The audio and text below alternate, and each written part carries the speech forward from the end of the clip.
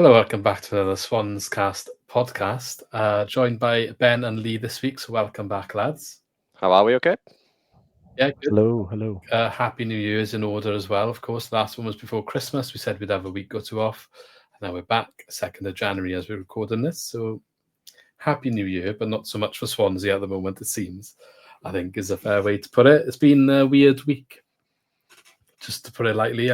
I thought a week ago we were going to come on this next podcast and be talking about some really good run of form.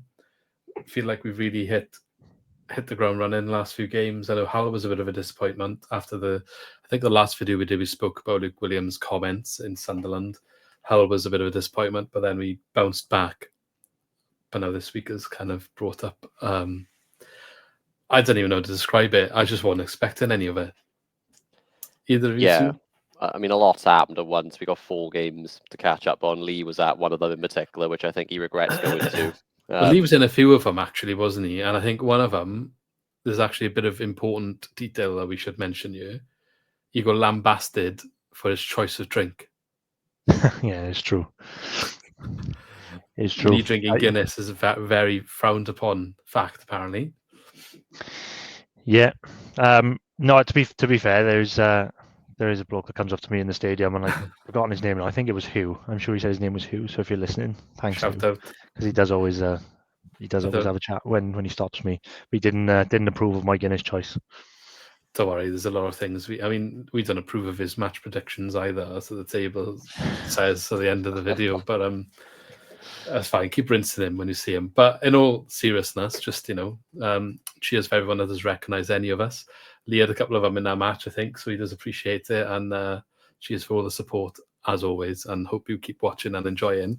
Don't be afraid to stop us and tell us where we can improve, or you'd like to see us do, and what you don't like so much, because it is work in progress. We do it alongside our regular busy schedules and jobs. I know sometimes we go a bit long, but there's a lot to talk about sometimes. I'm sure today will be no different, because there is a lot to talk about today. And I've already touched on some of it, but I did mean to ask you both before. How was your Christmas? Yeah, it was good, thanks. Not bad. Overate, overdrank. Yeah, you're on dry January now, and it's no more Guinness. Dry Jan, of course, as you called it. I got to have a detox. Knew it was coming. If I could put bet on Sky Bet of that happening, I'd be a rich man. Ben, how was your Christmas and New Year?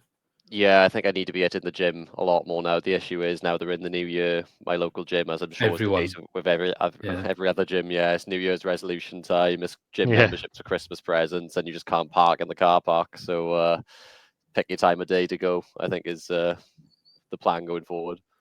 Yeah, and Christmas for Swans fans in general, or New Year especially, I think it's gone a lot worse than the Christmas stage. Christmas went quite well. So we will discuss those games. So we got, I think, Hull, we lost 2-1, which a disappointing game, but carried on the trend of only losing by at least one goal. One goal at most this season. 2, I thought, very good, strong wins then against QPR and Luton. And then this week happened, and we got drubbed 4-0 at Portsmouth, which Ben was just alluding to. Lee made the trip down to the South Coast. I'm sure he loved his day out on New Year's Day. Happy New Year and all that. Do you want to give us a bit of a story about your day and experience on the first day of 2025? Yeah, that was horrific. I got the worst away day I've ever been on. I've been on some bad ones, and that was the worst ever. No doubt about it. It rained for, the whole day. It rained. It was like a storm you're leaving. So the drive over wasn't very fun in the weather. And then, look, I know Portsmouth are quite a good club actually, but the stadium was awful. It's like it was all outside, all the concourse bits outside. So it just rained on for 3 hours. Our seats were like right at the front, so I think like the first 4 or 5 rows are not under cover. So we just soaked for like 3-4 hours, and then we were just battered on the pitch as well. So it's like great start of the new year. What about the actual fantastic football? mood. Oh, it was just awful. we can get into it, but it was just horrendous. What do you want to start on? Do you want to actually start on that result, or should we start on the other news that's been doing the rounds? I feel like the other news will just be the elephant in the room the whole podcast otherwise. Okay, so for those of you that might not know, and I've already done a West Brom preview, West Brom being very relevant in this story. that will probably be available before the podcast, but I'm intending on uploading them both this evening, 2nd of January. So yeah, you might have already seen that. I've already talked about it a little bit with Chris from Albion Analysis there. Now, what I will say is, before we get into any of this, because news seems to be, I say news, the narrative seems to just be shifting every 5 minutes at the moment.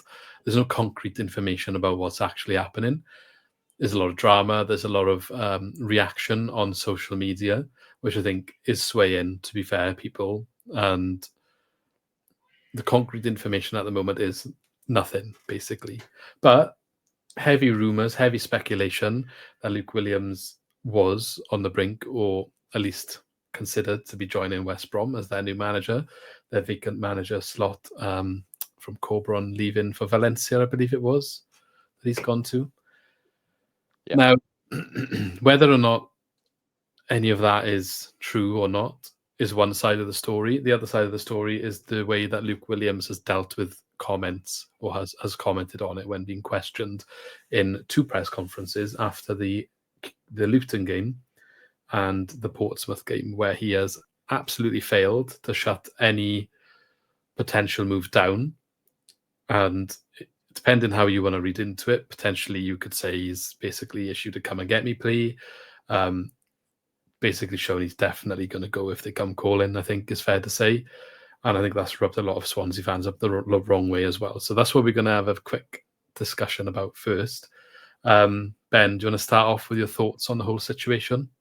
I mean, my thoughts, as soon as I saw the vague link when it emerged, sort of is the same thought I have now, which is that I'm sure he'd leave Luke Williams for West Brom, but I said at the start, and I continue saying this now, I don't think West Brom are going to be wanting Luke Williams as the first choice. There's conflicting stories about they did want him, now they don't. There's some stories that they never wanted him at all. But I just can't see, Corberan, obviously at West Brom, he's done a brilliant job there, been there a little while now. I think I said at the start of the season when we did the 1-24 pod, he's top 3 manager in the league, so it's no surprise that he's left now. And I did say if Corberan did leave West Brom, I think they'd struggle. I don't see any way in how Luke Williams goes into that environment with a squad that, they can get top 6, but for me, they're already playing at their peak. I don't see how he goes in there and improves that environment. Is similar to when Rooney went into Birmingham after Eustace left, and the fans were against him before he even joined. So whether, there's been an overwhelming negative reaction from West Brom fans at the potential news of Williams joining, whether that's swayed the club officials of West Brom and they've just pulled the plug before it happened, I don't know. But what we're left with now is just a mess where our own fan base are torn into, and so some of us want Luke Williams to go now anyway. It feels like bitter. It feels like it's just been poisoned a bit. Lee, you've got anything to add?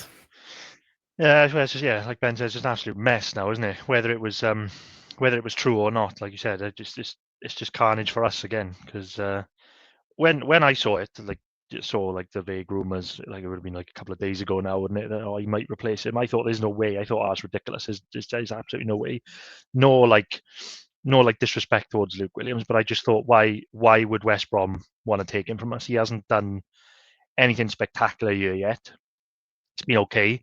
There's been massive down periods, low periods where we've been looked pretty good, and I think, we're building something, but nothing there where you'd think, if someone's got a vacant manager job, they might be interested, and we would know because we were talking before we came on, and because the Kings are losing our manager, and they always get poached, so we always have that feeling, someone gets sacked, and you think, oh no, they might come in for our manager. So it caught me really off guard, and then I thought, it's not going to happen. And then Luke Williams just done himself no favours with both parties, really. I think just the comments that he's made, he's not done any favours with the Swans fans, and clearly the West Brom fans are not that keen on him, and maybe the West Brom officials not too pleased with the way he's handled the situation. I don't know. Again, rumours. We don't know if there was an actual interest, but he's not done himself any favours. I mentioned I obviously spoke in the preview to Chris from Albion Analysis. Now, from what he tells me, there was definitely interest. And it depends if you believe that or not. Obviously, he gets his sources from in the club. He's saying there was interest. He's telling me now that it's perhaps cooled off or something's changed. So I don't know the ins and outs of what's gone on. I'm led to believe as much as all that interest and what we know about the interest is speculation and rumour, I think the reaction in the press from Luke Williams himself leads me to believe there was some element of truth, even if it was just all through his agent. He would have been aware of what was going on if it was through his agent. He came out in one of the comments and basically directed it all to his agent. It's just weird the way that he answered some of the questions, and that doesn't speak to me as a man who, if there was definitely no interest and he had no chance to go into that club, why would he ruffle the feathers at the club he's currently working in by saying the things that he said? He must have believed to some capacity that there was something going on there. And then the information I got, which I believe came from a good place, suggests to me that there definitely was something. Whether that's all changed now, because I think you alluded to there, both of you, the West Brom fans didn't seem overly happy with the news. There was a lot on social media of disappointment, I think, about the potential appointment. And from what I'm hearing as well, potentially West Brom themselves didn't like the way that Williams has been in the media about the move. Because if you think back, and I said this, the first thing I said when I was asked about this reaction, basically, which was from Albion Analysis, they asked me after the Luton game what I thought of his comments, and initially I brushed him off like he quite often just talks rubbish in interviews and goes off on a certain tangent, and it comes across a certain way. If you want to take a sentence out and have that as a headline, it comes across a certain way. So initially I just brushed it off, but I think as the week went on, I got a little bit more frustrated with all the stuff that was coming out behind. But I think, after the Portsmouth game as well, the comments again, he had essentially two chances to back out, and you don't have to necessarily 100% commit yourself to the club, but you can just shut down the question, can't you? And just say, like, I'm happy and just do my job. Anything like that is nothing to do with me. That's all you have to say, really, isn't it? And he didn't do that twice. And that's what I just find very weird, which leads me to believe something definitely was there. Whether it was just an initial interest, whether there was talks, I don't know what level something happened. All I do know is we're now in a bit of a predicament or messy situation where he's gone from being a man who I think a lot of the fan base was behind to somebody who now, if he doesn't end up going, if this isn't true, needs to do a little bit of a job of rebuilding some trust. But then can you really fully rebuild that trust? Because he's just shown that he's prepared to jump at the first opportunity as far as I'm concerned. And I think what I was trying to get on just now, and I kind of went off on a tangent, he did this before when we got him. He did it at Notts County, and maybe I think the difference is there's a 2-league difference in golf when he came to us from Notts County. So as much as it's probably frustrating for the Notts County fans, the way that he definitely issued a come and get me plea, and we said that at the time when we watched the video, he was basically asking us to go and get him, as without saying those words on camera. I think maybe he got away with it because of the different levels the clubs were at the time. And you probably can't begrudge him asking to jump 2 leagues. I think when it's at the time this first broke, when there was like one position separating the two clubs, and I'm not saying West Brom isn't a step up, because I think if we're being honest, they probably are. But when there was one position separating us in the table, and you're doing that same sort of thing in the media, the same sort of actions, just saying different words this time, I just think true colours maybe show a little bit more. But we probably shouldn't be surprised, because he has done that before when he came to us in the first place. So karma, I guess, what goes around comes around and all of that. I'm sure Notts County fans are thinking, but how do you repair that relationship? That's where I'm at now. And obviously the big factor in all of this, which we haven't even mentioned, we're playing West Brom on Saturday. Yeah, which is mental. I think it's a crazy situation I think we find ourselves in. Now, when I've just discussed this now with Chris from Albion Analysis, like before, a lot of journalists have come out since we did that video and basically said it's not happening. Before that, it was very much a case of people thought it was happening. So we, in that video, we're basically talking about, like, if it is happening, there is no way you can manage Swansea on Saturday. If this is happening, even if it doesn't get over the line till next week, there's no way you can manage the team. And there was rumours about potentially an interview, wasn't there, and stuff. So, however, if it doesn't happen now, like, I don't know, it's still weird for me. Whoever's making decisions is a big decision to make, and I'm not sure he can go into that match without some sort of acknowledgement of the situation. I think he can, just because that's what he's done so far. From the club perspective, I mean, like even the board. They'll keep quiet on it, I think, because I feel like anything you say in this situation, there's going to be backlash to it. There's no good answer at this point for why it's gone on for 3 games. I honestly think what they'll do is they'll just stay hush, stay quiet, in the hope that it's sort of, football's so reactionary. We've seen this in the stadium when we win or lose. I honestly think this situation could flip on its head in a good way as quickly as it's like turned bad. You go and beat West Brom 2-0, and he comes over and gives a couple fist bumps. People forget about it by the time we get to the derby and beat Cardiff again. You know what I mean?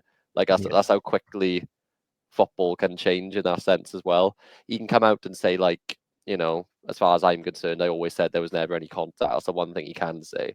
He's made a hash of it in that all he had to do was just give the standard response in it. Just say, I'm happy here. I'm not aware of anything. I'm just focused on the job here. And then he probably stopped getting questioned about it then. But he clearly wants to go. And I don't bemoan him for wanting to go, because I think something people do forget, like Williams, with the career he's at, he's not somebody who could retire right now with the money he's earned in his career. He's in a short managerial career, most of which has been at clubs that don't pay, when people think of football salaries, they're not like ridiculously huge salaries. He's the Swans job, to be honest, the first job he's been at, where he's earning a pretty penny, and he's only been here a year. West Brom, even though they're in the same division as us, they could easily probably double his salary without any hesitation. So I don't blame him for wanting to go there. Also, the fact, let's be honest, he does have a higher chance of getting playoffs and potentially becoming a Premier League manager off the back of it. But it is weird that he's reacted in the press the way he has for a job that isn't even like seen in a wider sense as a massive step up. It is a step up, but it's not a Premier League job. It's not a top 5 league job. It's not like a good international manager's job. It's someone in the same division who are like 5 places above us. So yeah, I can see why people are annoyed from that sense. But it does sort of come back to the fact that we've talked about it in a footballing sense as well. He's not great in the press, is he? He's not like Michael Duff levels, but he probably has had a few games where we're like, why has he said that? Why has he got on their backs here? Why is he having a go? Why is he repeating himself? He's not media trained as well as he should be. Yeah. So even though he's probably doing the same things Russell Martin did and Steve Cooper did, taking interviews and speaking to clubs, his actual actions are probably identical to the managers who have gone before us. But it's just the way he's handling it publicly is just worse. Yeah. Is it not as bad as Michael Duff? Like, you're either disrespecting your club's biggest derby versus disrespecting your club.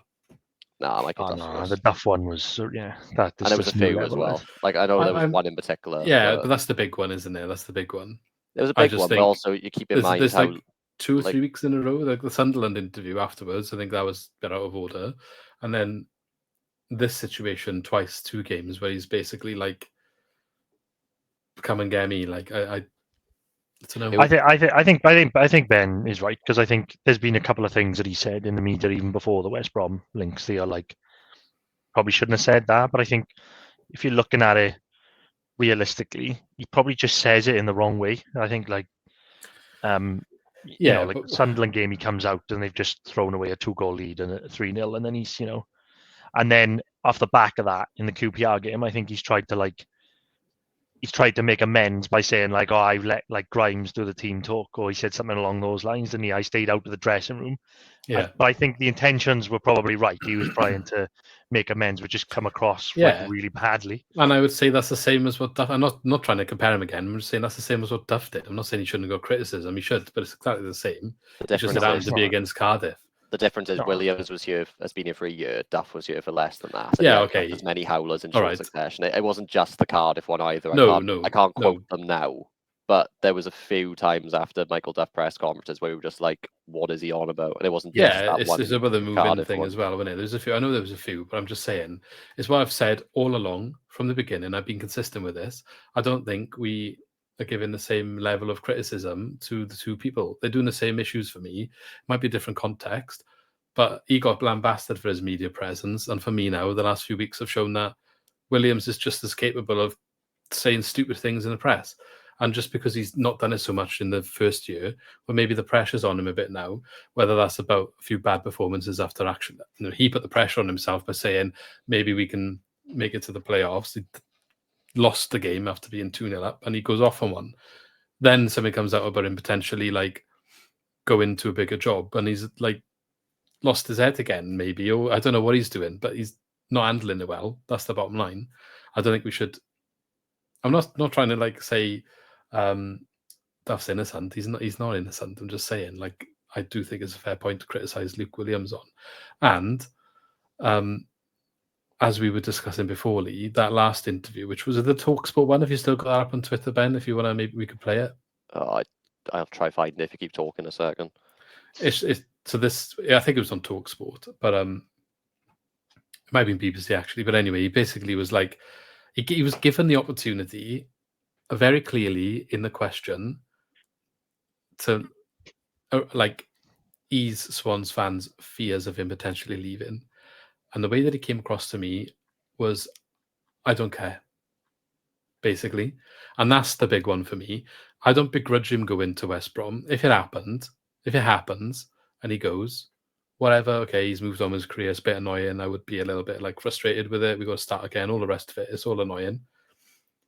But I wouldn't necessarily begrudge him. Like, at the end of the day, if it's a step up and it does well for him, so be it. It is what it is. What really gets to me is the handling of it in the media, because it's not just the media, is it?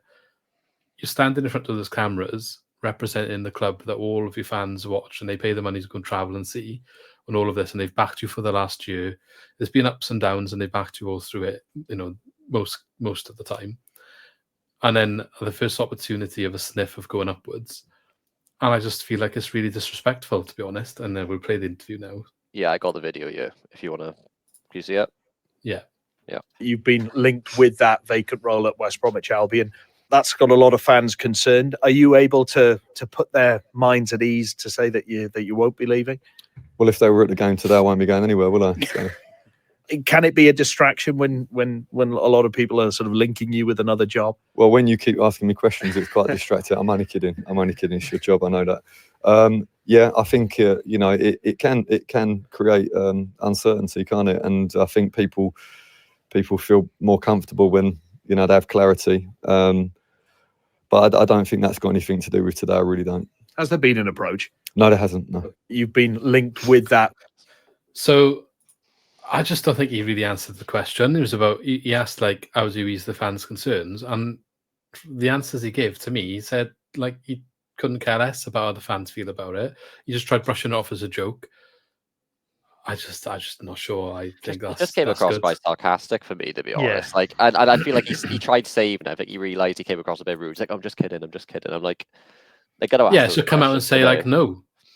Like, he said there's been no approach. He didn't say, no, I don't want to go.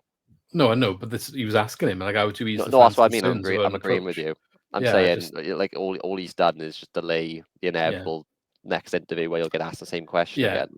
And okay, that's just one snippet of it as well. And I know a lot of this is rumours and speculation, but I think it's been quite credibly reported that potentially the issues with Darlin's contract talks have potentially, and the breakdown in those talks have potentially come because of this situation.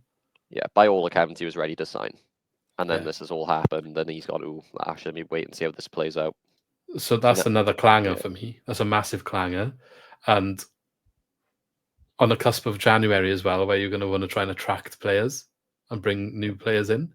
It's not just a little bit of bad media presence. All of these things that are going to come from it now, I'm not going to say could derail our season. I don't think it necessarily could go that far, but it could. But any aspiration, okay, it depends what you mean by derail. Like, if it can shoot us down the other end of the table is what I'm saying. I hope that doesn't happen. But well, what I think is very fair to say is any aspirations of top six of just don't even mention that now. I was answering for Portsmouth last week before that game. They asked me to answer some questions, and those questions were just 3 points or whatever it was off 6 points, 4 points. What was it? 4 points off the playoffs. Yeah. Like, is that your goal for the? They're all centered around that sort of talking. That's not, you can't even mention that to me now until, like, something has to change here, whether that's like an apology and address of the situation. I don't see how we can just move forward with Luke Williams as if nothing ever happened and get back to the way we were playing against QPR like a week ago. Yeah, but consistently. This is what I mean. Like, again, it's a difficult one because, like Ben said earlier, I can understand him wanting to go, and we're not that far removed from that spell where I can't remember what it was now. It was about like 4 or 5 games and 9 so many hours minutes of without not scoring, whatever it was, without scoring a goal. And I remember being in the stadium where, you know, fans were screaming for his head and, you know, saying that he needs to be sacked. So I can understand why he would be like, well, you know, if there's an opportunity, then I should probably go. So I can understand that. But then also, like Ben said earlier, he could have just come out and give the media answer of, you know, I'm here, I'm focused on what I'm doing, job done, and let his agent do it in the background, and that's fine. But with what he said now in the media, I think it can derail the season because I think the evidence is there because that performance against Portsmouth yesterday, like you said, we hadn't lost the game, had we, up until that point by more than 1 goal, and that was absolutely horrific. There's no doubt that's gone. that That's long gone. That is no. It's well, we say by more than 1 goal. Do you mean conceding more than 1 goal? No, like we hadn't lost a game by more than 1. Oh, right, by a margin of more than 1 goal. Yeah. Yeah. But I have no doubt that performance yesterday was off the back of like the uncertainty. He said himself in that TalkSport interview, it creates uncertainty, and then he doesn't clarify the situation. And then he created more uncertainty. Yeah, exactly. So and this is why I think it can derail the season because for me now, like hopefully he can turn it around because it'd be great if he could. But for me, it just says that he is not going to be here long term. Whether that's the end of this season, next season, he's not going to be here long term because his comments clearly say that I would take the opportunity as he would. So how are the players going to feel about that? Darling was going to sign, and then there's uncertainty, so he doesn't sign. What are the other players thinking? Yeah, I mean, I think it derails our transfer window because how can you go out and sign players when how can the manager clearly doesn't want to be here? I think what we have done though is we've switched to a model where we recruit to the playing style rather than the manager, which all smart clubs do now. So hopefully, if we do that, we're targeting Joe Lowe, I believe that's his first name, Joe. Chances are we want him regardless of who's the manager. You know what I mean? Which is a good thing. But then, in terms of retaining the players we've got, Harry Darling, he's probably just not going to sign on now, is he? If we're being honest, like as long as Luke Williams is here, it's just sort of left a sour taste. And by the way, I'm not even for a second suggesting Darling doesn't like fight for the club or whatever. You saw him when the second goal win against Luton.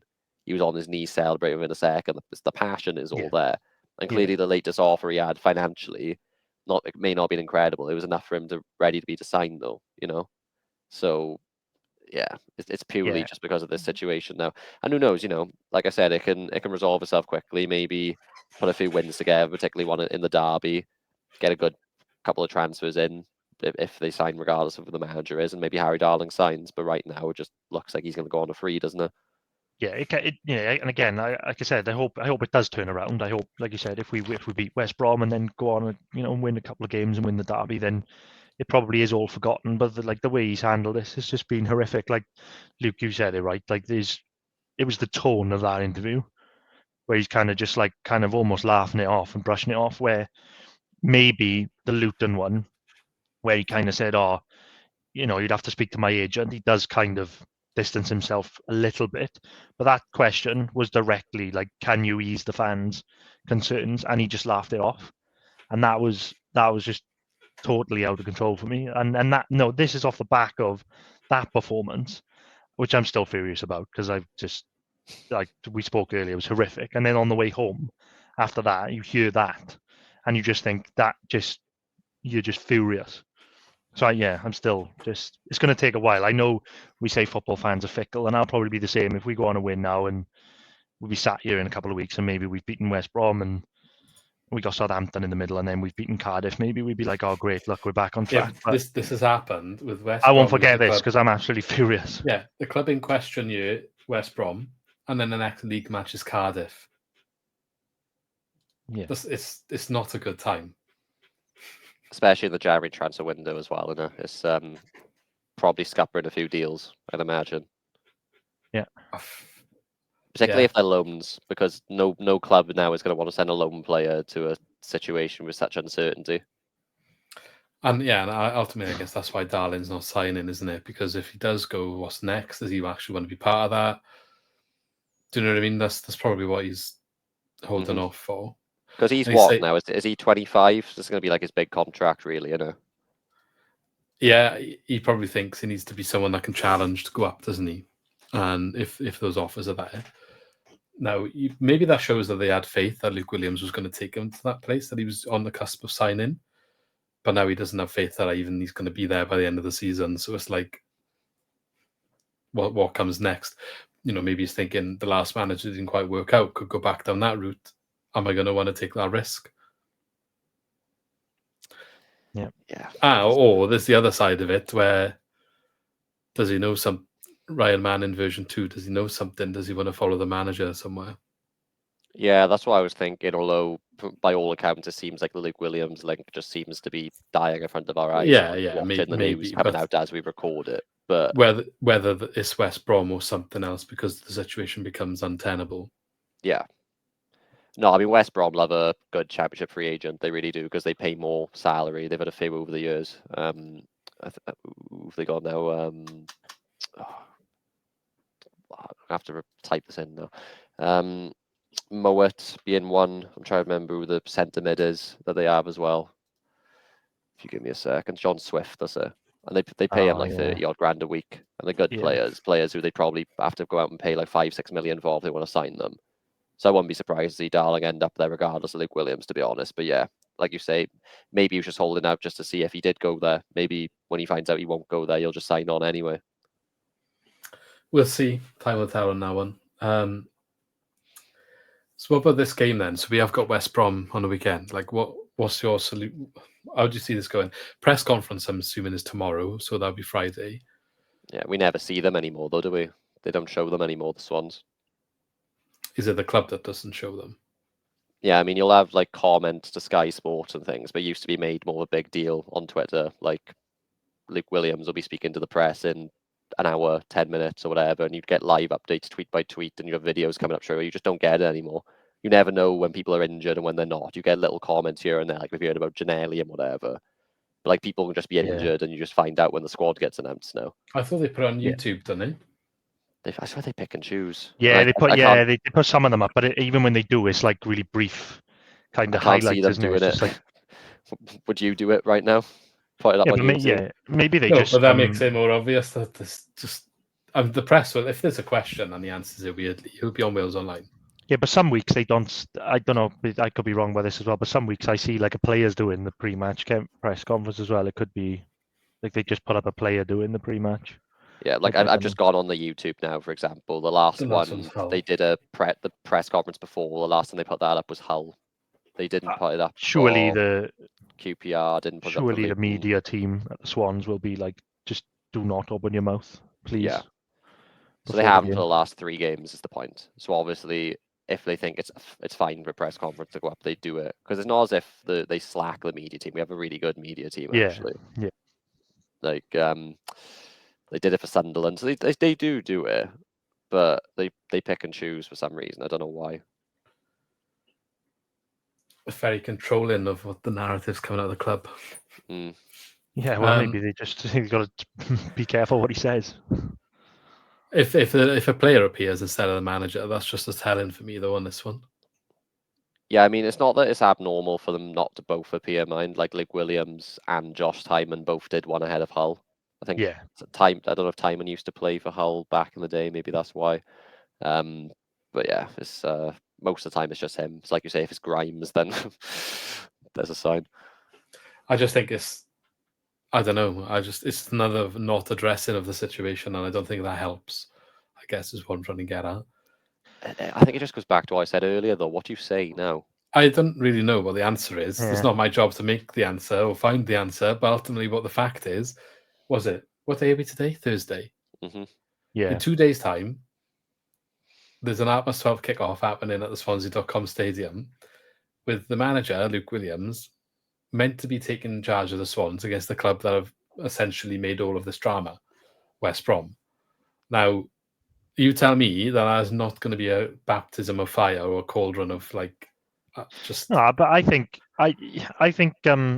it's so awkward, isn't it? It's just a really weird situation now that we've got this game, because I have no idea. Yeah, I just think it needs to be put to bed. If it's done and nothing's happening, someone needs to come out and put it to bed, preferably him, and he needs to Yeah, but he alone has created this situation. Exactly, that's why he needs to fix it. multiple not going opportunities. to, though, is he? No, he isn't. No, but this is the problem. So then, how do you trust him going forward? Well, I'm just trying to put myself in his shoes now. He's obviously royally mucked up the situation to this extent, but West Brom still haven't hired anyone. He still wants that job. So from his perspective now, imagine he comes out and says, "Actually, guys, I'm not going anywhere. Sorry, I created this uncertainty," and then they come knocking again a week later. Like, like you don't want to poison the waters where he could potentially be going as well. Yeah, He's already okay. poisoned the waters here. And what happens then if nothing gets addressed, right, and we still go into that game with the uncertainty, or like just pretend nothing ever happened, and then we go and lose like 3-0 or something at home to them? I just can't see that ending well.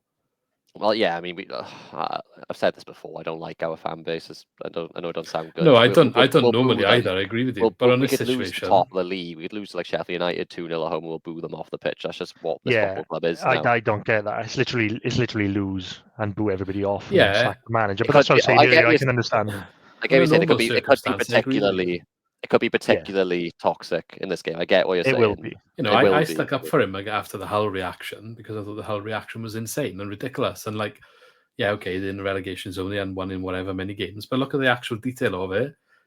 They just had a new manager, 2 matches in, and they played significantly better since he came in. They were unlucky to not win the last game. I think they drew, and the game before they lost by 1 goal. It was clearly a bit of a new manager bounce there, even if it wasn't a W. So us going there losing 2-1, it wasn't the end of the world like the fan base made it out to be. And we had an off day, we had a poor game, and we lost 2-1. It happens in the Championship against anyone in the league. And it was a meltdown. And I agree with you what you said in regards to those things. And if none of this had happened and we lost at home 3-0 to West Brom, I'd probably agree with you again. But unfortunately, he's put himself in a situation where this has happened. So if now we do go and get drubbed against West Brom at home, I don't really know what you can say, innit? I just feel like it just makes the situation even worse again. Yeah, but like I said, that's all on him. He's created that. Yeah, He's it is. That pressure for himself. So if he gets a bad reaction on Saturday, then so be it. Don't you think I the agree board with needs you. to step in at some point and be like, this is actually really messing us up at the moment. Like, we need to sort something out here. So like, I mean, you're not going to sack him. But that would be even more. No, not sack him, but I'm sure you can give him a bit of a bollocking. Maybe they are. We don't know. Probably, do we? Yeah. But imagine like Coleman comes out and makes a statement, it just makes it even worse. They're just. I think like you're right. It's just don't say anything now until the game kicks off on Saturday, and then you'll probably, if we lose the game, it'll be booing off as it normally would be anyway. And then there'll be a meltdown on Twitter afterwards. But what's new? Yeah, I mean, I just don't think anything that happens now will make the situation worse anyway. So I think it's blown out of proportion. We're not in a relegation battle. We're not in a playoff race. I've never said we are. I touch wood. I don't think I've said we are. I think worst that happens is we have a bad January transfer window and Darling doesn't sign on. I think we'll just sort of stay mid-table with or without him, if I'm honest. So it's one of them, innit? Okay, next part of this then, just to touch on it before we move on to the actual football. If Luke Williams was to leave, what is this fascination of bringing Russell Martin back? Like, don't even bother. It's just everywhere, though, isn't it? And I liked Russell Martin when he was here. It ended badly. We sued the man. We literally took him to court and sued the man. He is not coming back. You can get the idea out of your head. No, like, even if there's people in the club who want him back, he wouldn't want to come back. Even if he wanted to come back, people in the club wouldn't have him back. You know, there's no party apart from like the 200 Swans fans on Twitter who dance around and sing his name every single week, who want that to happen. It's just not going to. Yeah, I just wanted to get that said. You've said it now for me, but that's all I wanted to address. There's a lot. I think it's interesting though, because we can't seem to get away. We can't seem to get away from Russell Martin no matter what. And I think it's good to bring up that point, because he was probably the best at the narrative and what he said in the press. Media, so much so that there is still this like cult following for him. You know, he was the best at, hitting his chest and saying the right things and, I'm all in for the club and I love this place. And, people got on board with that. And I think like Duff and Williams have now done the complete opposite of that. And we're still seeing the effect of it.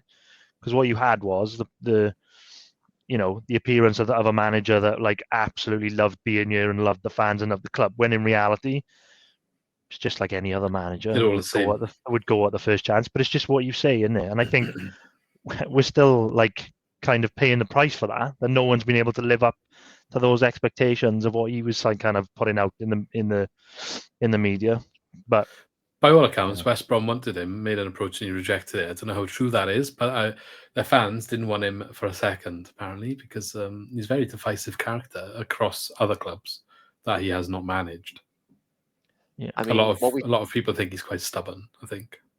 Yeah, but to clarify, like, you mean they've approached Martin now, not Luke Williams? Yeah. Like, he played some nice football in a week here. He was defensively naive. We saw what his football looks like when he took Southampton up to the Premier League, just by the skin of his teeth, by the way. He had the best 11 in the league for me, only went up through the playoffs. And I don't think they were close to automatic promotion. And he had, 5 points in, was it about 17 games, roughly? He was on course, not far off to do a derby, when he, like, give or take. Yeah. It was bad. I'm not saying he should have been able to keep that Southampton side like up out of the relegation zone. They had a poor squad compared to what they're competing against. But his style of play gets found out when he tries to play like it against teams that can press quicker and move the ball quicker. So if you take that to the Premier League, you need like an elite level squad to not get undone. Like I think even if you did that with City, you look at City now, they're getting undone, trying to play a certain way without some key players. Doing it with Southampton, madness. Doing it with, if you took the Swans up, doing it with that squad would also be madness. So yeah, I think he's probably a manager that, given the right players, he gets you out of the Championship, but then he refuses to adapt from his plan A, and then you'll just get relegated every single time. Yeah. I think you've got to be careful as well. I think we talk about like the Championship, and I think it's so, like, again, I've banged this drum for ages now. I think the Championship is so poor. I think like you just can't put a run of results together. Like you said about the Hull reaction, like you lose to Hull, and then like Portsmouth lost against Bristol City 3-0, and then they beat us 4-0, and then like Cardiff were on a bad run and they went and beat Watford away, and it's just the Championship is so inconsistent, even more so than it ever has been, that I don't know. I just don't think you can read too much into it anymore. And I think that middle pack, anything above that middle pack, you're doing well. And if you're in that middle pack, you're just like you're just like everyone else. Yeah, honestly, for and me, you can win and lose every week. We're repeating what we said before. The top four. It'll be those four teams in some sort of order. I think Borough, West Brom, and Blackburn are probably marginally better than the rest of them. I think Blackburn could drop off. West Brom, particularly with the change of manager, could drop off. Borough, I'd be surprised if they're not in the top 6. Watford in 8th down, then that's just the rest. You compare Watford in 8th to even like a Hull, their change of form in 22 points. Portsmouth, who just battered us 4-0 on 23.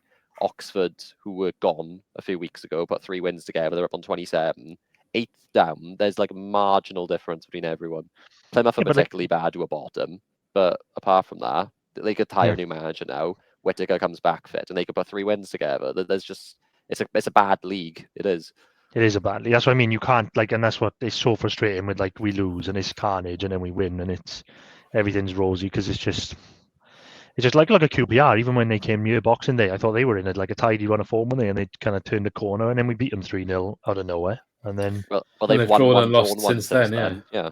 It's just and then we'll probably go on our dip in form now, whatever happens, because we had, like we said, we had that bad run, and then we've picked up again since, and now we probably do another dip in form where it seems like the ceiling's falling in, and then we might pick up again towards the end of the season. It's going to be like this every year, no matter what manager we have. Sorry, go on.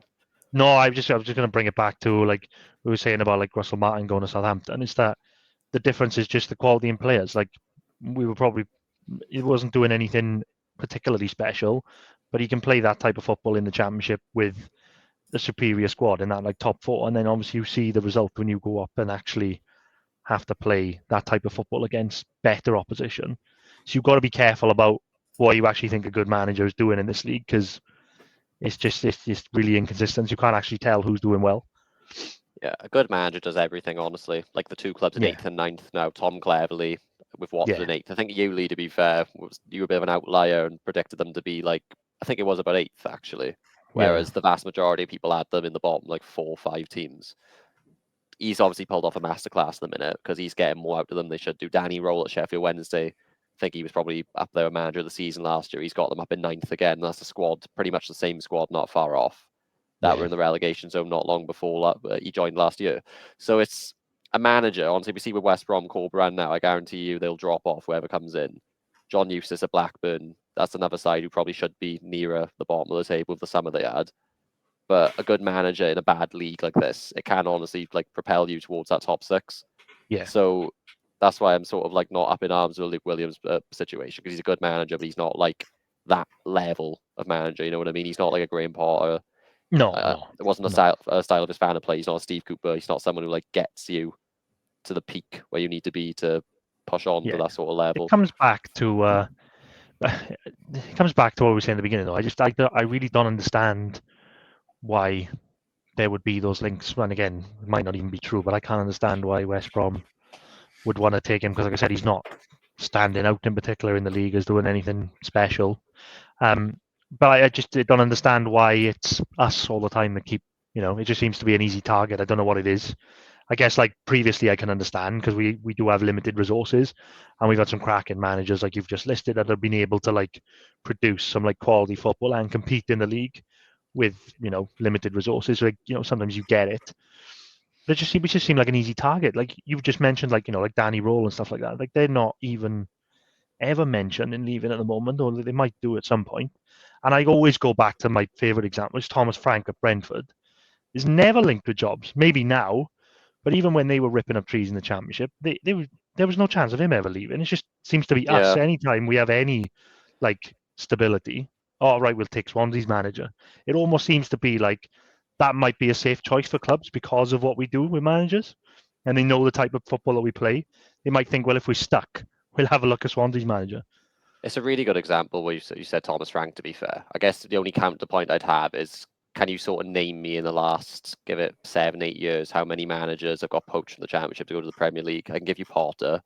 I can give you Nathan Jones, which was a weird one. From Apart from that, I can't name one. I think that's pretty much it. So unless you're talking Thomas Frank, obviously his pedigree could have like gone into a top 5 league, and for whatever reason, that interest wasn't there. And he'd be linked to Man U. Everyone's linked to Man U. Yeah, you can't read too much into that. But no, I think he had Brentford at a high level for, it was more in the season, wasn't it? I think they missed the year. That's before. what I mean. So like, why wasn't there interest in the in the summer preceding them getting promoted? I do understand what you mean. Yeah, I think like cause there were 2 seasons. Yeah, we had them in the playoffs twice, didn't we? Yeah, but there were those 2 or 3 seasons when they would like come down to the stadium, and I thought they were consistently the best side in the league. Yeah, we had a little mini rivalry with them, didn't we? Yeah.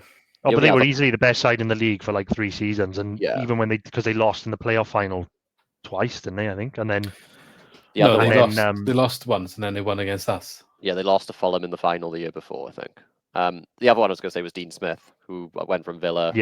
Went from Brentford actually to Villa. I think the common link is a style of play in it. Like maybe not Nathan Jones so much, but when you're playing that sort of football in the league, which we just said is dross, there aren't many teams trying to play that way. You look at the other managers who have been linked with jobs. One of them was Kieran McKenna. Eventually, they went up anyway, so he stayed where he was. The other one who's all linked here and there is Michael Carrick. Also play high intensity, good football. Past that, then who's at Leeds? Is it Daniel Farke at Leeds? Or was that someone? It is Daniel Farke at Leeds, or is it someone else now? Yeah, it's Farke. No, it is Farke. Yeah. He's been to the Prem before. I think did he take Norwich down twice?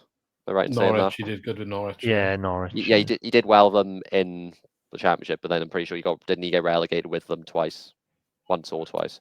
Point being, he might have, but they were a bit of a yo-yo club. I think they were trying to just take the money. They were, but the point I'm leading to is that he's got evidence on his CV for not performing well in that division. Whether they should have stayed up or not is another matter. Yeah. But what's it called? Corberan at West Brom, as we talked about, he didn't go to the Prem, but he's just gone to Valencia. So like, there are reasons. I don't know why he couldn't get a Premier League job. I'll be honest. Like, you see people who get hired in the Premier League, and I'm like, I've always loved Corberan. Since Steve Cooper has become the new the classic ones that just make the rounds, like the Mark Hughes, the Pardews. Steve Cooper looks like he's become the new one of them. He's been getting Cardiff links every single time that job comes up. He gets Cardiff links because he's from there, though. Yeah. It makes so much sense to me. I'm worried it's annoying to say that. I actually think it makes sense and it works. I think he's more of a fit for Cardiff than he was for us, to be honest. Like 100%. They need to transition out of that, thing of not having an identity, and when they do have an identity, it's like direct. He's that sort of blend where we had between like defensive security and trying to play a little bit, which I didn't like. I know some other people didn't like it either. I know, Luke, you liked it a bit more than me. I didn't necessarily like the football. One my favourite brand of football, but the results came in, so you can't argue with that, can you? We'll get back to the debate about the fact we had Mark Erhe, Conor Gallagher, and Andre Ayew in the same team now. I don't care what the team was. The fact is, he had the 2 best finishes in the league since we got relegated. Yeah. Like, you can only do what you can do with your. He's a good manager. He went to if he's Forest. someone that pulls resources, I thought he was a good manager. A string on his bow. He's a good manager. He went to Forest, a team that were near the relegation zone, and took them up in the same year. Yeah, kept them up the year after. He's a good manager.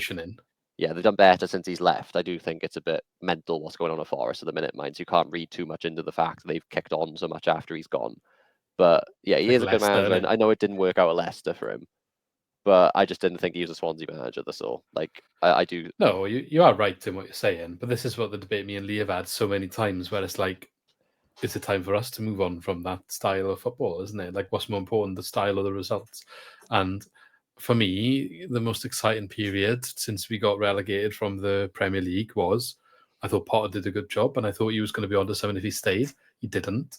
And then Cooper, I thought those 2 years were brilliant. There was periods in the second season towards the end where it tailed off when them Crystal Palace links came in. And I think I was a bit frustrating.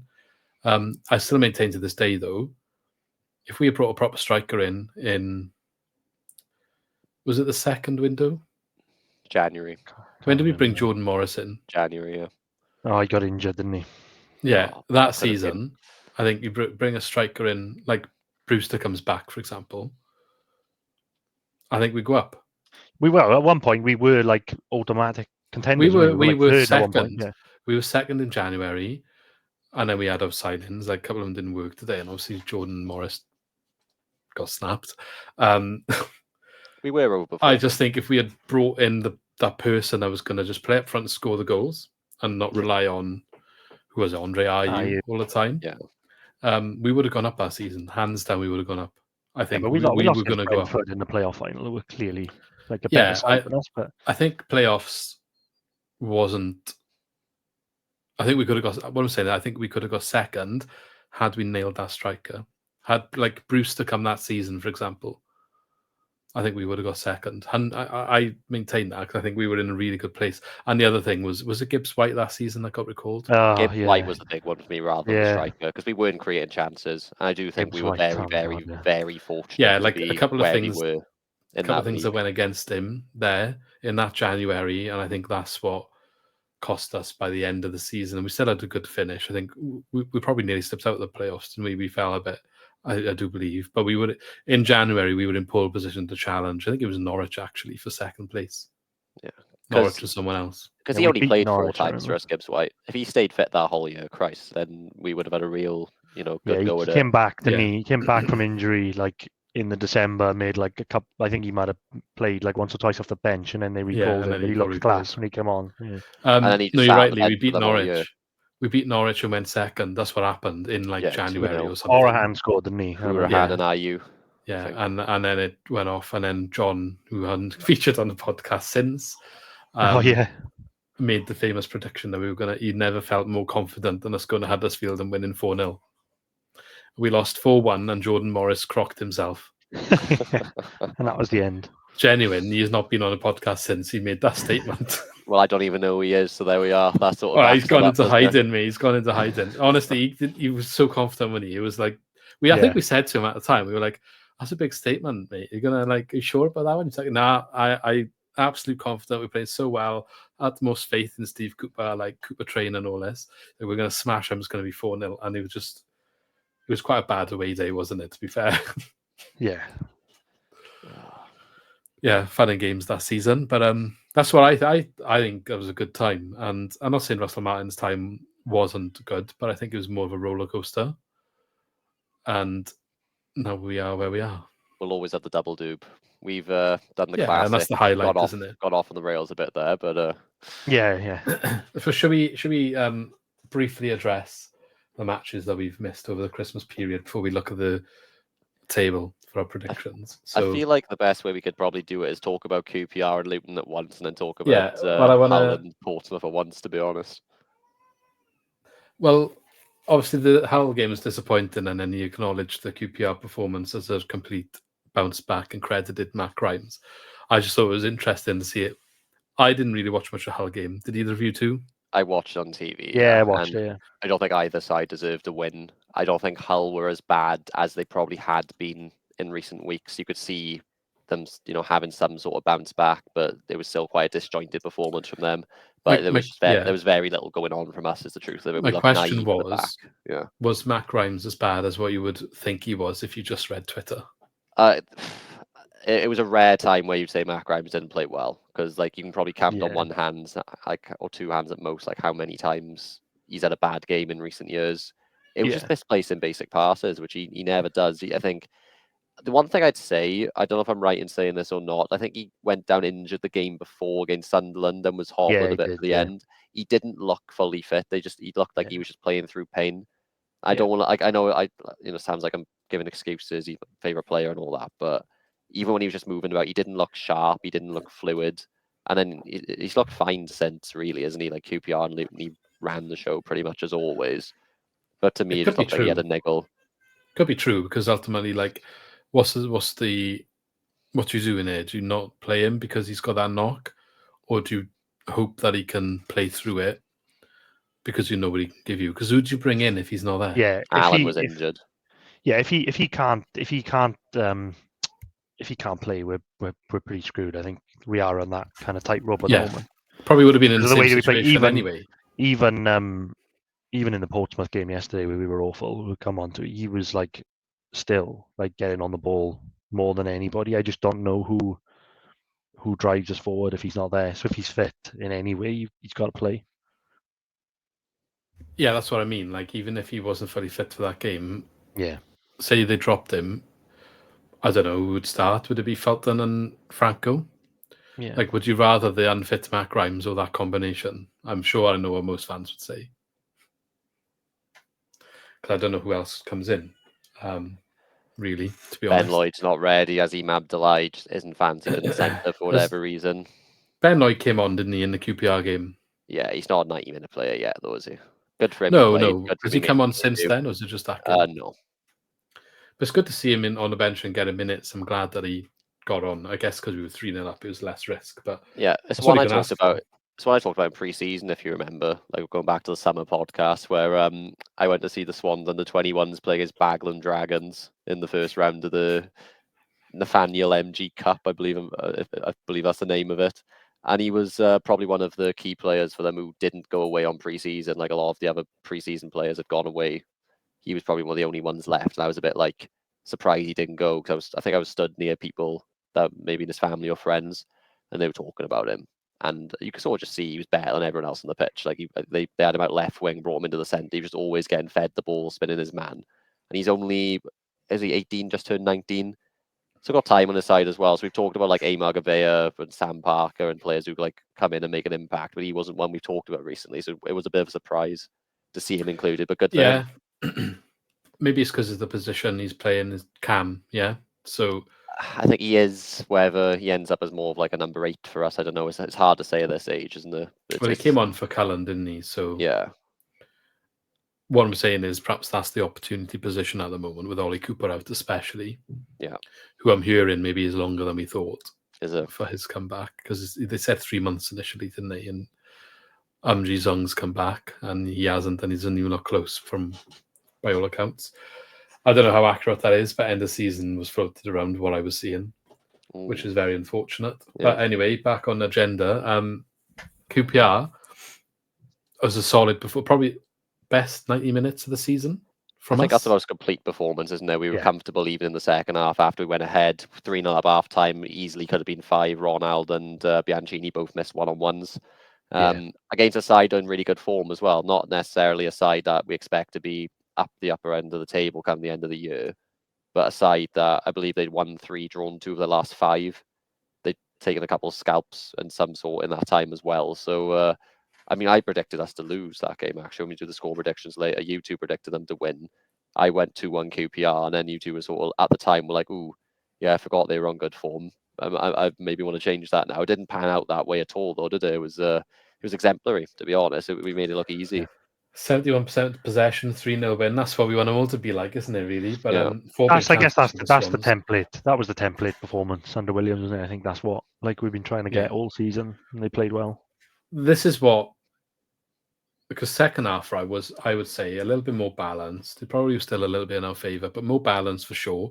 QPR definitely had more of the game in the second half, and I think the possession stats in the first half, something like 85% Swansea at one point.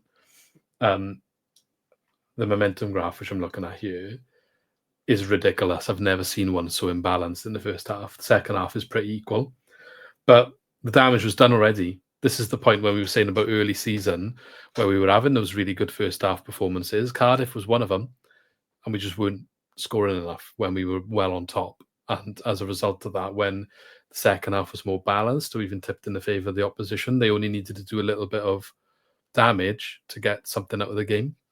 Whereas this is the example of where we proper take advantage of our momentum and our dominance to the point where it doesn't matter if they get back into the game a little bit, but the damage is already done too much to matter. And I think the second half probably just fizzled out in the end because the game was won at half time. Yeah, sums up well. Not much to add there at all. I don't know if they had an off day or what, QPR. I was surprised. They really offered nothing, as far as I remember. They may have had, I think it was 4 shots, 1 on target in the end, but I honestly can't remember them. There was nothing threatening they did, was there? I think they should have scored a goal. I can't remember why, but I recall something happening where you're like, oh, they probably should have scored that. It says they had one big chance here and Sofa score, so I'd imagine that's no clue from maybe from a corner or something. I can't quite recall, but I just think we had a really good day. To be fair, Bianchini, I thought, offers something that is working, at least at home, definitely here.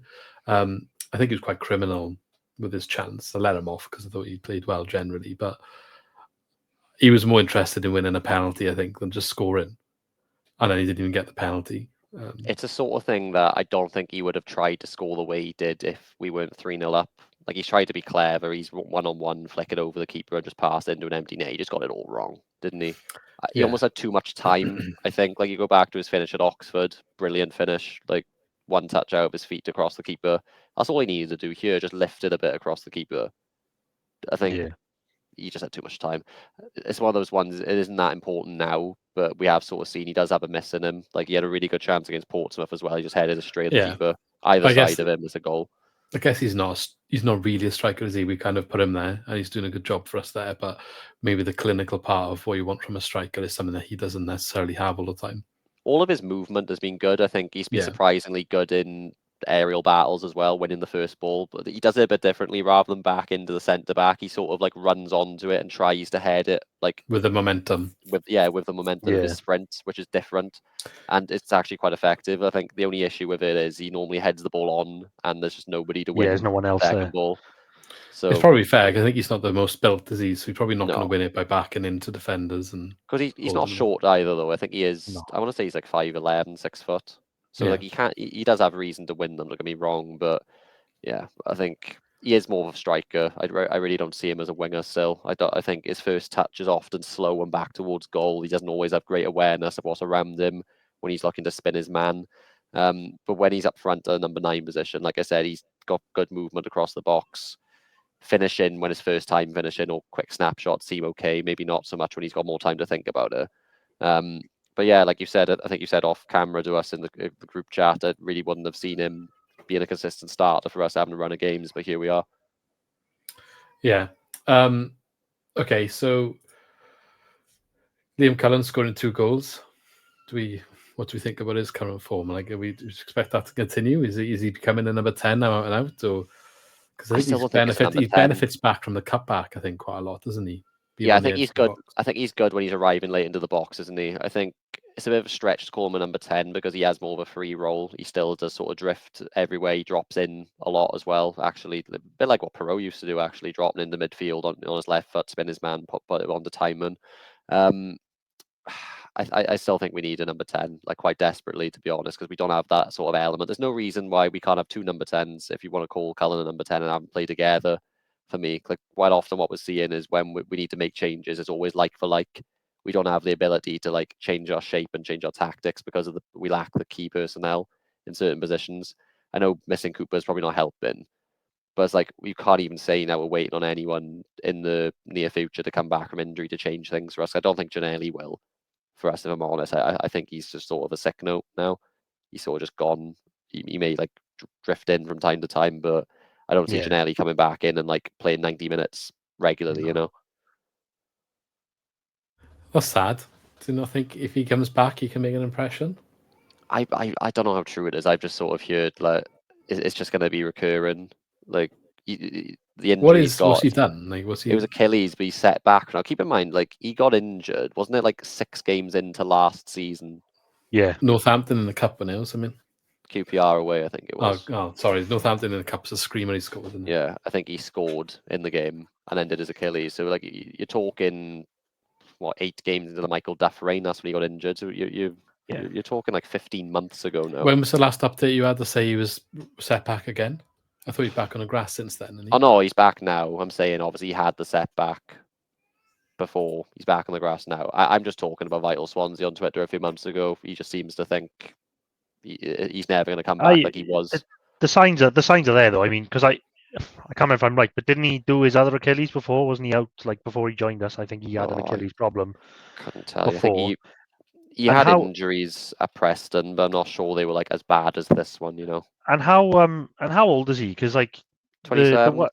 The worry is like, I mean, at 27, I know like an Achilles injury is actually quite bad, but when you have the level of care and that they get and the level of recovery, you'd expect him to kind of be back after over a year, wouldn't you? A 27-year-old? Because I remember like I watched like the NFL and stuff, and like Aaron Rodgers was like 40 and tore his Achilles, and he could have come back after like 8 months. I know that's probably the care is above that again, but I don't think it's a good sign. That but Lee, all they do in American football is catch a ball.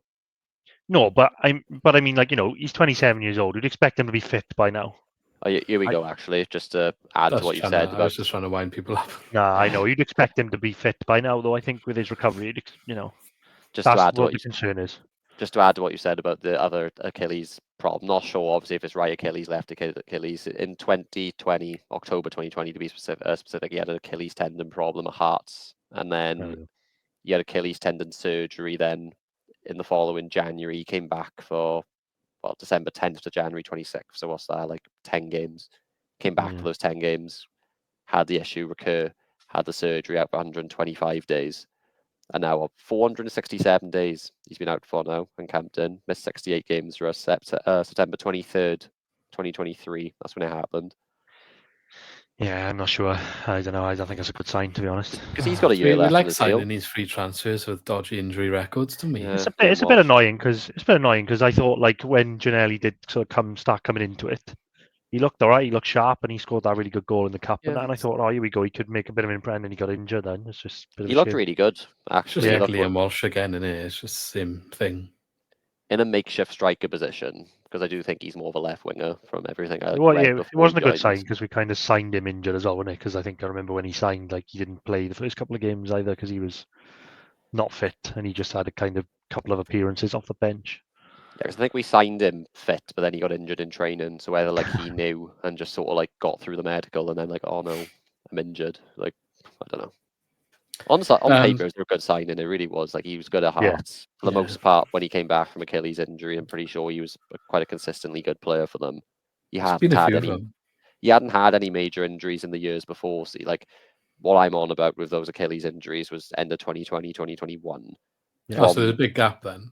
Yeah, so then from the beginning of 2022 to when he left in the summer of 2023, he had a few minor injuries. He had a knock, he had a hamstring injury, which kept him out 10 days. He had a bone bruise, which kept him out 16 days. That was it. We signed him. He gets an Achilles tendon rupture and he's out for 1.5 years.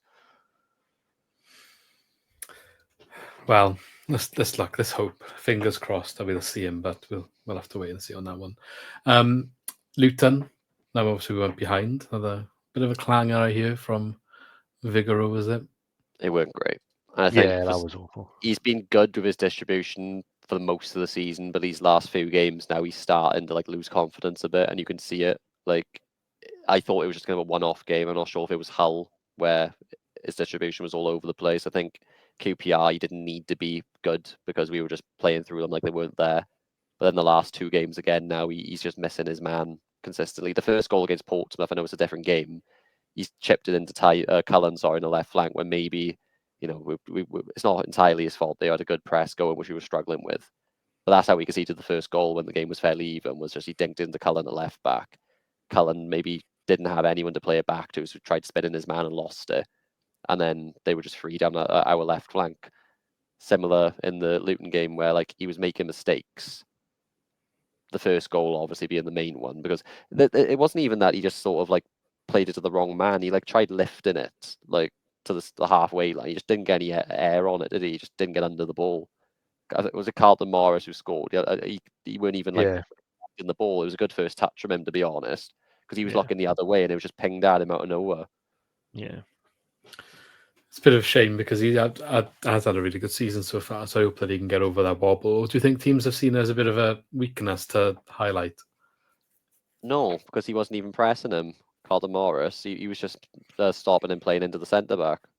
And I think the passes is misplaced, and it's usually when he tries switching the play out to the whether it's the right back or right winger who's come down to the byline around the halfway line, and he's just overhitting it.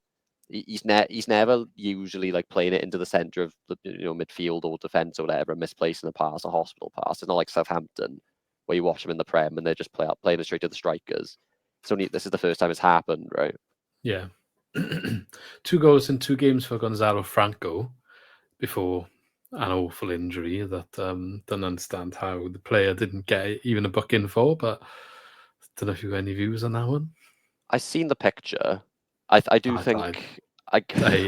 It looks hanging. I want to say it wasn't intentional. It's one of those ones where you just sort of run in and you got the motion going, and he's not the tallest, is he, Franco? So he probably his arm's quite high for it to not be intentional. I don't know. I'd like to give him the benefit of the doubt. We'd have to ask him, wouldn't we? But do we know what the injury actually is? I've seen it. It just looks like 3 of his teeth are gone. Yeah, it's they're not gone, are they? They're hanging off. So you know what I mean, though? Is it his jaw? Disgusting. Is it his jaw that's dislocated? How do you lose? He's lost 3 teeth, but they're still there. Yeah, I don't know. It's just the it's displaced, isn't it? They've been displaced out of He's gonna have to have I don't know. I don't even want to think about it. It's disgusting.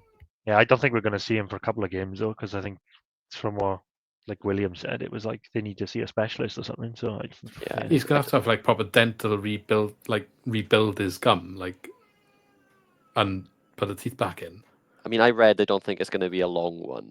Cabango will probably be out longer now. Probably a week or 2 in it. You probably need to have the surgery, and then he probably needs a bit of a recovery, and he might have to wear a mask then after a certain amount of time. I don't think you can wear a mask for that, though. It's not like your broken nose where you can just put the Batman mask on or whatever and just still see, is it? It's your jaw. I don't think there is a mask that they're allowed to wear. Oh, maybe not then. I mean, luckily, it's obviously he's going to miss West Brom now, but Southampton away in the cup, which I don't really care about the cup this year. I can't lie. I think especially now, I think there's a lot more other stuff going on. But then it's the derby 2 weeks Saturday, so hopefully by then he's back. Yeah, we'll see. Yeah, I mean, Luton did get a red card in the end.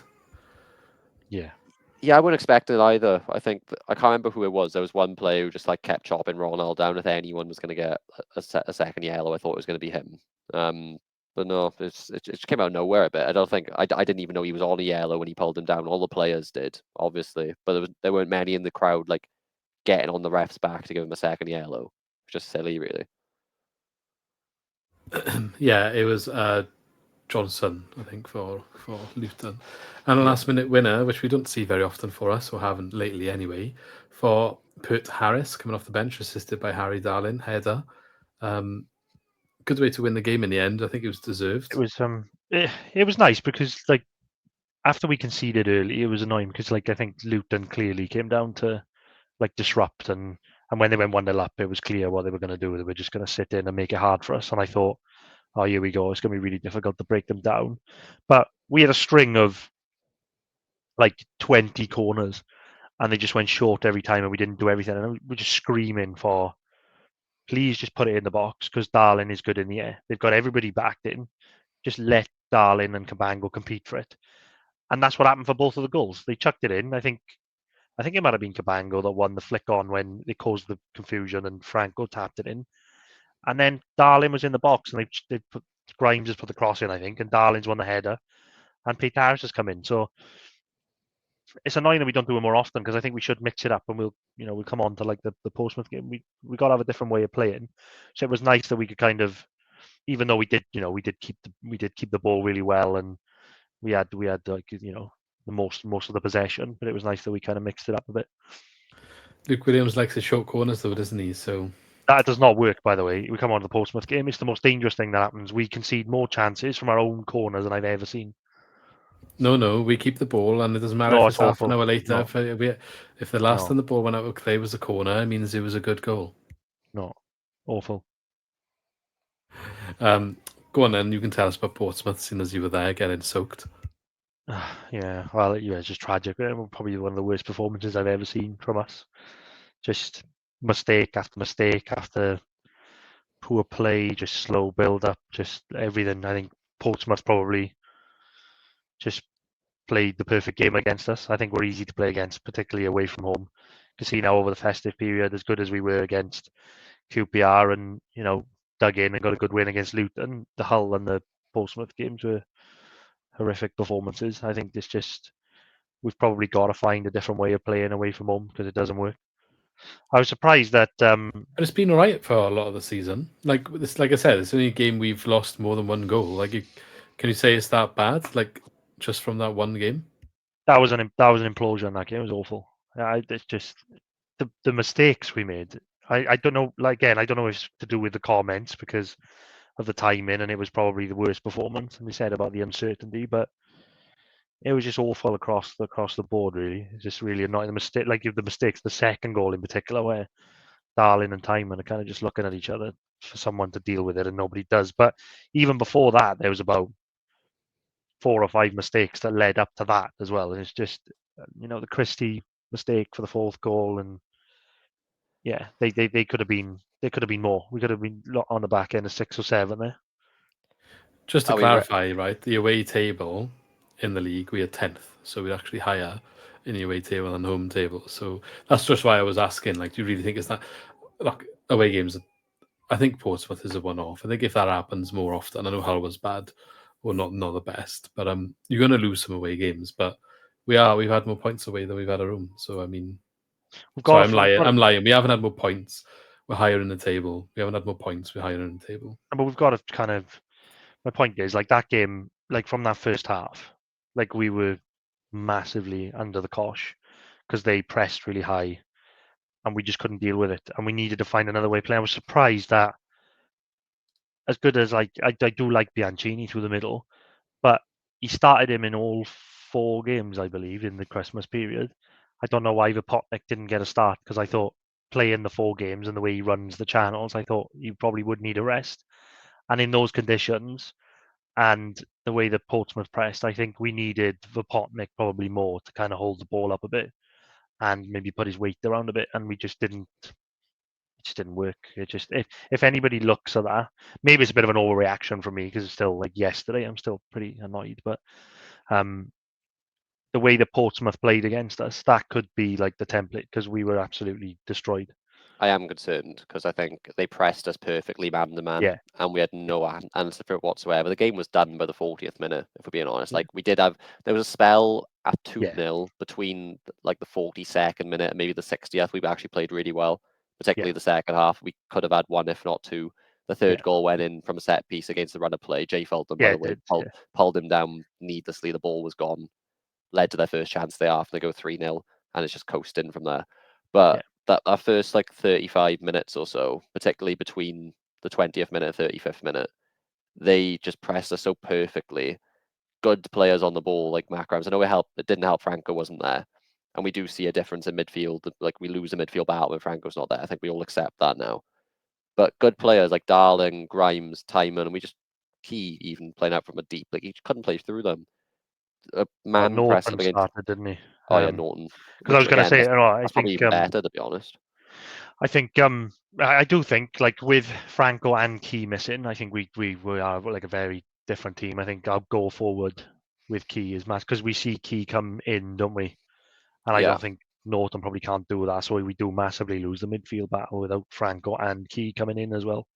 That was just worrying to me because it was just we were just dismantled. I find it crazy that we lost the game 4-0 with 73% possession. Yeah, but it means nothing. That's the way you play against us. You let us have the ball. I know that. I know. But all 4 goals come from our mistakes, and then the Luton goal comes from our mistake. If you're playing against us, if you're any team now, you're West Brom coming up Saturday and all future games, you watch that Portsmouth game, and that's exactly how you play against us. Yeah, on paper, the 73% possession thing and losing 4-0 is a bit of a mad stat, but if you watch the game, it just makes perfect sense. Like, could have been more as well. I think when it was 2-0 in the first half, they had chances for 3. They could have scored before. Again, they made it 2-0, you know. It's all mistakes as well. I say mistakes, but they're pressing us, aren't they? And they're forcing us into those mistakes. But it's just, some of the chances they had. I tell you what, if one goal went in, I can't remember who had the free volley for Portsmouth up front. I can't remember who it was. Oh, yeah. But I know. If it goes in, I was screaming at Ronald because I've never seen like a poor attempt at a tackle in my life because the ball is like in the air for about 10 minutes and the striker's watching it come down ready to volley it, and Ronald kind of like goes to him and then just watches him volley it when he's 6 yards from goal. He actually runs to him and then just literally stops and watches him. I think the only context you can add is that I'm looking at the home form table now for Portsmouth, and in their last 5, they've won 4, drawn 1. So they are recently at least playing well at home, but it was of our own doing. I don't want to take it away from Portsmouth because I feel like they did set up perfectly. You talk about a blueprint for how to play against us. That is it, isn't it? Yeah. I know missing key personnel, Franco in particular, but they did it to a T. They played it perfectly. What I would say is, talk about individual errors. Like, we haven't talked about Cyrus Christie in a while because he isn't really doing very much, but probably worth having a couple-minute discussion on it now because he joined, right, didn't he, as a free agent. He wasn't fit. I was like putting certain things down to just lack of fitness and fatigue. He still hasn't played much now. He's played 96 minutes across 6 games. But across those 6 games, I was there for his second debut when it was Oxford away.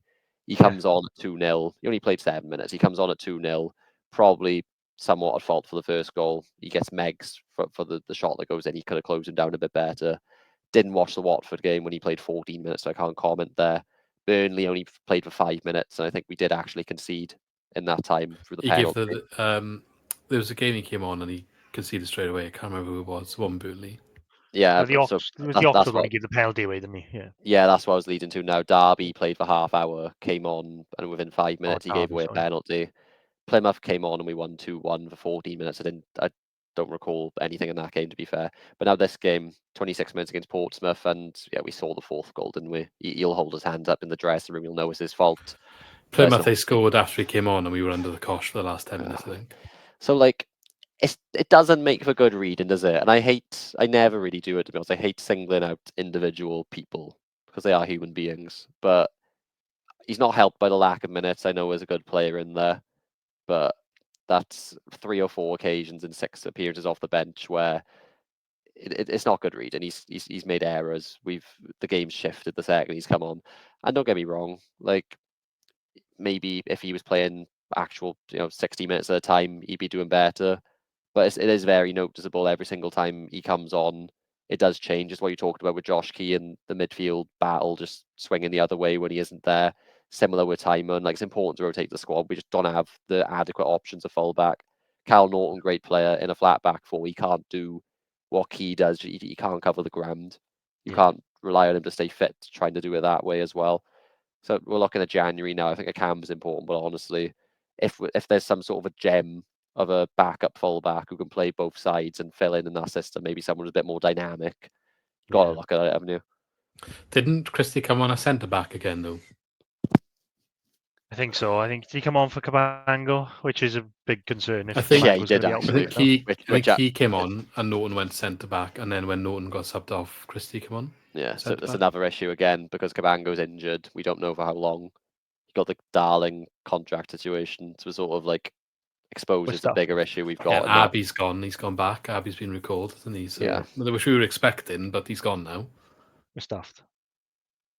On the bench, it was literally just Cyrus Christie and your favourite, Choa on. And obviously Josh Kiwi came on, but you'd expect him to start. So Norton I guess Norton's going there. Do we play? You can't do 90 minutes, but if you can't do 90 minutes, so then who comes on? Brings me back to Wes Philip Lisser, 20-year-old. Well, maybe he's on the bench next game. I guess. Yeah. Like if he is, that makes no sense, is it? Because why hasn't he been there all this time? I don't know. No, but he's going to go onto the bench because Cabango's injured, so Norton goes on to start, and then. Yeah, but I don't know. Yeah. He probably won't, though, will he? Let's be honest. It probably won't be him, and it'll just be Christie as the replacement centre back when Norton gets too tired. That's what's going to happen. Has he been featuring for the under-21s? I don't actually know. Don't know. I'm not sure. It is a bit of a worry, though. That look, the club's obviously trying to address it. They're going in for centre backs in January. Don't know. It's hard to know what progress is going to be made there, and if any of that's changed in the last week or so. But I guess it's reassuring that the first link that we've really concretely been seeing is a centre back, and one that's up and coming as well. I know. I think centre half is a must, but I don't know. I think people might disagree with me as well, but I still think we're lacking out wide. I think like Giannelli, like not featuring, and Bianchini, who was signed as a winger, is now playing through the middle. There's no options apart from. I got a surprising stat for you. Pete Harris is not a winger, so he fills in, and I'm still. I know I'm still a bit grumpy as well, but I'm still not sold on Eom and Ronald. I'm just not. I don't know. Not enough for me. I got a surprising stat for you that might go against your concerns about that area. I'm not saying we can't improve there. I'd say the priority for me is more Cam. But I didn't realise this as well because we heavily criticised it early in the season. But we're currently sitting 5th in the XG table. Really? Yeah. I mean, I was surprised too. I got made aware of that point by Chris from Albion Analysis just now because he asked me about it, and I was like, that surprises me, but I just looked, and yeah, I'll put a link in a private thing on here now if you want to see it. But yeah, we're 5th in the XG table for scoring goals, not obviously conceding, and I was a bit surprised too. But yeah, our XG it's not average XG, by the way, it's just total XG, so it's 34.5. Seems really odd to me because I don't think we create many chances, do we? We have recently, though. We scored 29 goals, and the XG is saying 34.5. So it's not. No, it's not. It's not that bad then. It's not too far off. Yeah. So wow. I don't know what... Just something really funny. Just the flashed up on the darts. Really bit of a tangent, and someone's holding a sign that says Vincent Tan is a jack. I thought you were going to say it says Luke Williams out there or something, but yeah. Sorry, no. Just that I had to that's so random. That's definitely obviously a Swansea fan. But why would you? Why would? I guess it's like Agent Tan, isn't it? Let's not talk about that because we're playing them in 2 weeks, and I don't feel comfortable at the moment. By XG stats, do you mean just goals scored, or do you mean like overall? I'll tell you what it says. XG totals includes penalty. I think when I've looked XG difference, it's not like the average per game thing. Yeah, we are where I just sent you the link. If you go in private, yeah, I'm looking at it now. That's what I'm saying. It's just I think the XG for purely XG scored, we're 5th.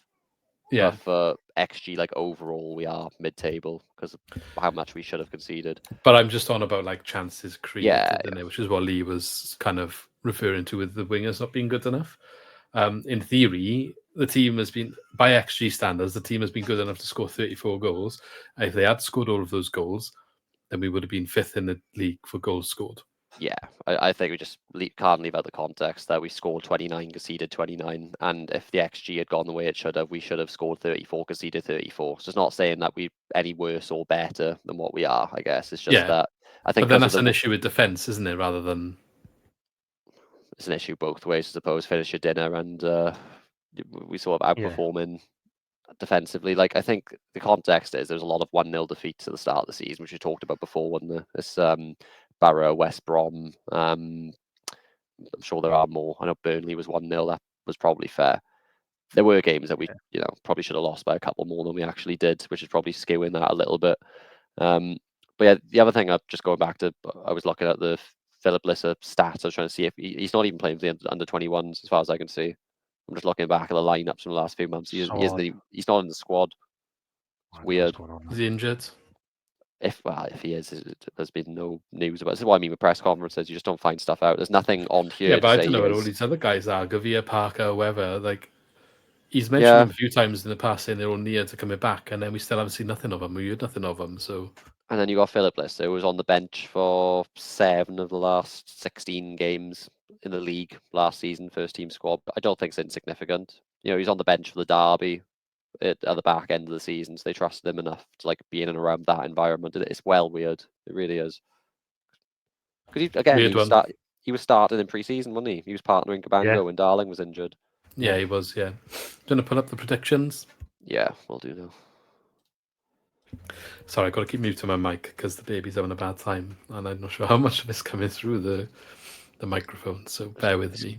It's grim reading for me this week, boys. I think I don't know why I've shot myself in the foot with this new rule of I'll guess last and can't copy your scores. I've let you right back into it in the space of 4 games, honestly. But no, Hull, I think, was a bad one from all of us. We all went Swans to win, which obviously didn't happen. So no points picked up there. Queen's Park Rangers, as I said earlier, I predicted us to lose. You two went for victory. Neither of you getting the correct score, 3-0. But, every little helps. The 2 points chips away at the lead I did have. But then Luton was the key one, wasn't it? We all went a Swans win, backed them, but Luke got the correct scoreline with 2-1. So he gets the magic 5 points there, which, look at the top right at the points. I'm only 4 points ahead of you now, Luke. Lee, I can't say the same for you. The comeback is on. It's coming slowly. Don't worry. But then Portsmouth, I think me and Luke went Swans to win. Lee went for a 1-1 draw. None of us were going a Portsmouth win, let alone 4-0. So we'll just put that down to I went way too conservative there because I really didn't fancy us to play well. I knew we were gonna just have a bad performance after the 2 games at home and traveling and that in a short space of time. I just thought, it's going to be too much. But I think maybe we can get a draw. You've broken your duck, Lee, of never getting the correct result, though. If you look at all the zeros, there's a couple of 2s in there now. Come on. Anyway, Lee, the honour still lies with you for predicting the Swans West Brom game. And I have a feeling this is only going to go one way in terms of all of us predicting a certain result, but we'll see now. 3-0 West Brom. 3-0 West Brom. Luke? Is he there? I'm thinking, what's West Brom's form at the moment? They won and drew the last. Can you hear me? Yeah, I can hear you. Yeah. I'm going to say, we're all expecting us to lose this game, but what if we don't? Their away form is not great at the moment either. I'm going to go 2-2. 2-2. See, the difference is you can't even say they're on a new manager bounce. They've lost a manager and they haven't replaced him yet. It's a bit of a weird dynamic, this game. I can't predict us to get a result because after everything that's happened over the last few days, we won't even concede, and I can see the crowd being on our backs straight away. Yeah. If we don't score in the first 10 minutes, there'll be people complaining. 3-0 is a bit of a mad one, though, but then we just lost 4-0 to Watford, so who knows? I'm going to go 2-1 West Brom. Portsmouth, not Watford. Oh, Christ. It's 9:20, nearly bedtime. Just apologies. Anyway, we don't need to predict Cardiff, do we? We'll obviously do another one. Nah, that's 2 weeks away, innit? Just the one. Could be a quiet pod next time around. We'll wait and see.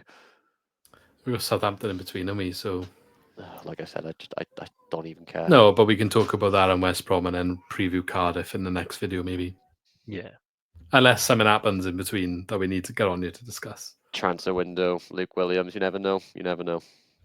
On that note, we will call it there. So thanks as always. A little bit of an eventful one to discuss. Yeah, Happy New Year, everyone. Hopefully it continues better. I'm sure this time last year, we had quite a similar downbeat New Year video because we didn't have a manager. And then Luke Williams signed, I think, shortly after. So kind of deja vu. Yeah. Well, there we go. Thanks for listening as always and all the support all of last year. And hopefully you'll join us for the rest of 2025. But until then, we should see you in the next video. So, yeah, have a good one. See you later.